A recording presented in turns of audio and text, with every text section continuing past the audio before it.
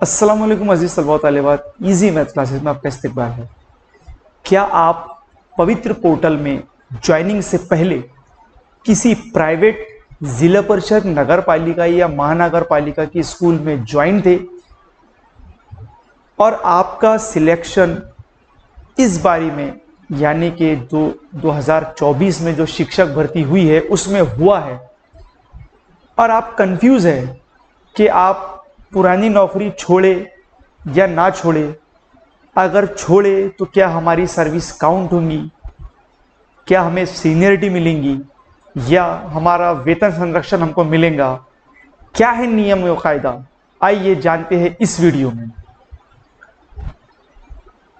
अभियोग्यता धारक या फिर जो मैं कहूँगा टीचर हजरात, खवातीन व हजरात, ऐसे शिक्षक जो पवित्र पोर्टल में कि ये जो शिक्षक भर्ती हुई है इससे पहले कहीं पर जॉब कर रहे थे और अगर उनका सिलेक्शन पवित्र पोर्टल शिक्षक भर्ती के अंदर हुआ है तो उनके अंदर एक सवाल था, क्या हमको वेतन संरक्षण मिलेगा, यानी कि क्या हमको शिक्षण सेवक दोबारा करना पड़ेगा या नहीं। तो इस सवाल का जवाब है नहीं।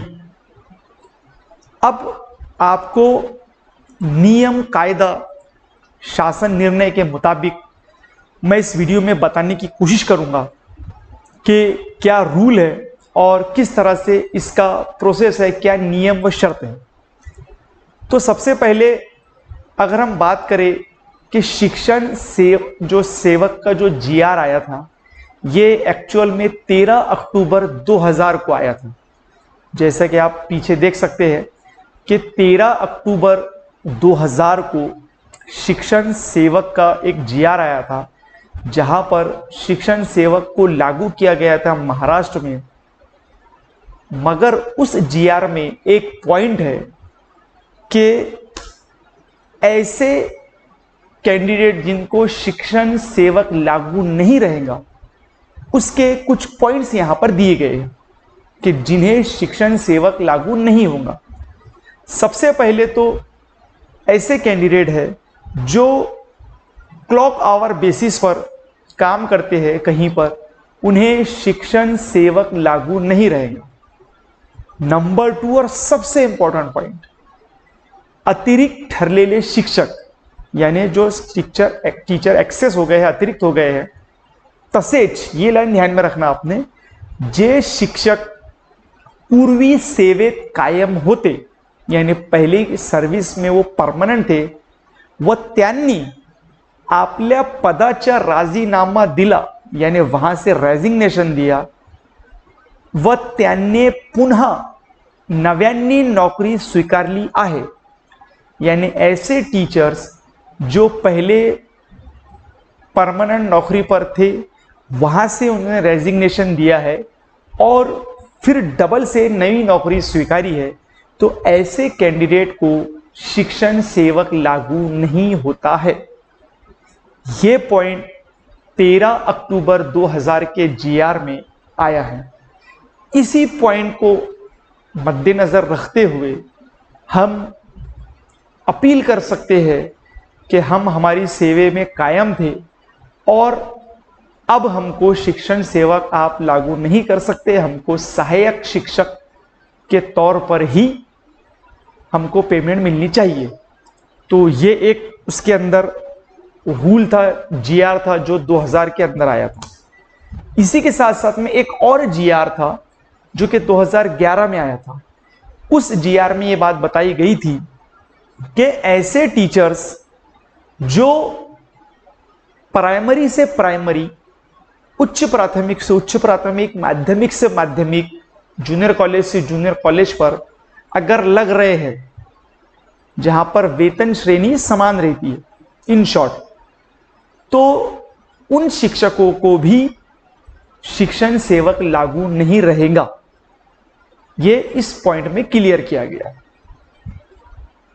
उसके बाद में एक और जीआर आया था 2022 में जहां पर यह एक बात बताई गई थी कि सेम वेतन श्रेणी में अगर आप पहले इधर थे फिर इधर लगे हैं, प्राइवेट में थे या जेडपी में थे, कायमी भी थे, फिर दूसरी जगह लगे हैं, तो वहां पर आपको वेतन संरक्षण तो रहेगा, मगर साथ ही साथ अगर आप नीचे से ऊपर जा रहे हैं, यानी कि अगर आप प्राइमरी में थे हाई स्कूल में जा रहे हैं या हाई स्कूल में थे जूनियर कॉलेज में जा रहे हैं, तो ऐसी कंडीशन में भी आपको शिक्षण सेवक लागू नहीं रहेगा।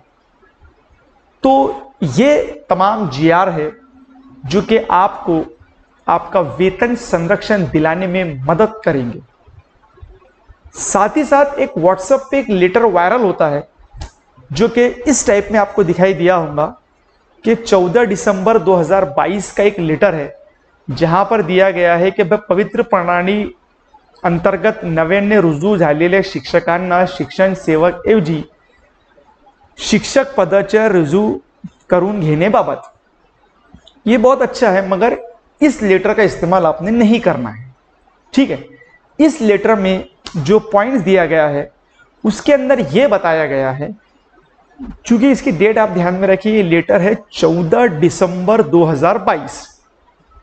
तो इस लेटर में यह बताया गया है कि भाई उनको शिक्षण सेवक लागू नहीं करो, मगर जो उनका बेसिक है, मिसाल के तौर पर अगर आपको शिक्षण सेवक कंप्लीट होने को 5 साल हो गए और आपको 5 इंक्रीमेंट लग गए हैं, तो जैसे मिसाल के तौर पर 38,600 से एक वेतन संरक्षण वेतन श्रेणी स्टार्ट होती है, फिर आपको 5 इंक्रीमेंट लग गए, समझ लो कुछ आपका 43-44 हजार रुपये बेसिक हो गया है, तो इस लेटर में यह बताया गया है कि उनको उसका जो सद्य अभी का जो वेतन का जो बेसिक पे है वो ना दे, बल्कि उस श्रेणी का स्टार्टिंग का बेसिक पे दे। तो ये लेटर पहले का है असल में, उसके बाद में 16 दिसंबर 2022 को एक जीआर आया था, उस जीआर में बताया गया है कि उसको वेतन संरक्षण दिया जाए। तो इस लेटर का इस्तेमाल आपने नहीं करना है। ये लेटर बहुत सारा वायरल होता है कि भाई शिक्षण सेवक नहीं करना पड़ेगा, मगर इसमें नुकसान, क्योंकि इसके बाद में वो जीआर आया था, तरमीम हुई थी, इसलिए वो जीआर आपने इस्तेमाल करना है। अब इसका प्रोसेस क्या रहता है, कौन कौन से कागजात लगते हैं, तो इसकी भी एक अलग से लिस्टिंग है। आप जिला परिषद में है या प्राइवेट में है, तो आपको प्राइवेट में अगर है तो हेडमास्टर से एग्जाम में बैठने की परमिशन लेना होगा, उसका एक लेटर चाहिए।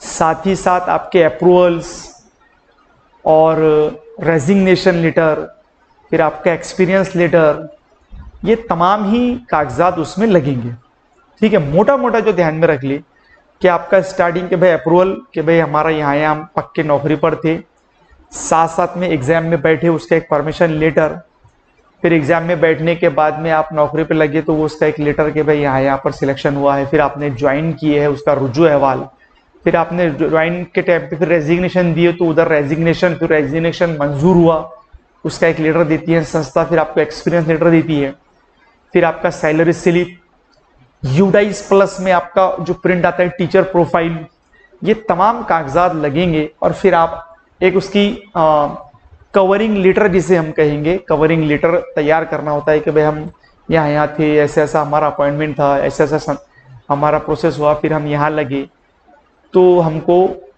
आप हमारा जो बेसिक पे था वही दे। तो ये तमाम चीज़ें आप अगर प्रोसेस करते हैं तो आपको वेतन संरक्षण ज़रूर मिलेगा। मज़ीद मालूमात के लिए आप व्हाट्सएप कर सकते हैं, जहां पर हम आपको मज़ीद मालूमात देंगे प्रोफेशनल तरीके से। तो ये थे तमाम रूल्स और रेगुलेशन, जहां पर मैंने बताया कि संस्था से अगर आप जेडपी, एमएनपी, नगर पालिका में जाते हैं या फिर वाइस वर्सा, जिस बार में चेंज होते हैं, तो क्या आपको वेतन संरक्षण मिलेगा, कैसा प्रोसेस रहेगा। उम्मीद है आपको इस वीडियो में दी गई मालूमात समझ में आई होंगी। अगर आपका कोई सवाल हो तो आप कमेंट करके भी पूछ सकते हैं। इस वीडियो में इतना ही। देखते रहिए इजी मैथ क्लासेस। अल्लाह हाफिज़।